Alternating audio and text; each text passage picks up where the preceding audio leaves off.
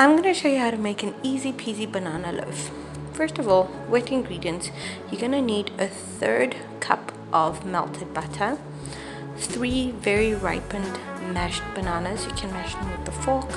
You're going to need a teaspoon of vanilla essence and 2 medium-sized eggs. For your dry ingredients, you're going to need 1 teaspoon of baking powder, a pinch of salt, 1.5 cups of all-purpose flour or cake flour. Then to sweeten the deal, you're gonna use 3/4 cups of brown sugar. It gives the loaf a different texture, a really nice texture and density. All of it is. So I usually mix the dry ingredients all together and do the same for the wet ingredients. So the wet ingredients, you mix your vanilla essence just like that, and your 2 eggs, and then lastly your butter.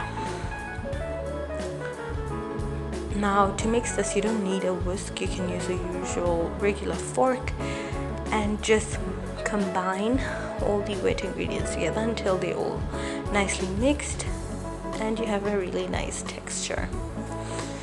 What I do next is pour the wet ingredients into the dry ingredients and use a whisk to softly mix them together. Don't over mix. So once you've got your batter, what you want to do is pour the batter into a greased pan. This is showing again how you mix it. Pour your batter into a greased pan. I grease my pan with butter. I'm going to use a plastic spatula if you have one. I misplaced one, so I'm just using a normal plastic teaspoon. So you want to scoop out everything out of there to get the most out of your cake. Once you've got your cake, your loaf, you put it in the oven. I preheated the oven at 180 and bake for 20 minutes.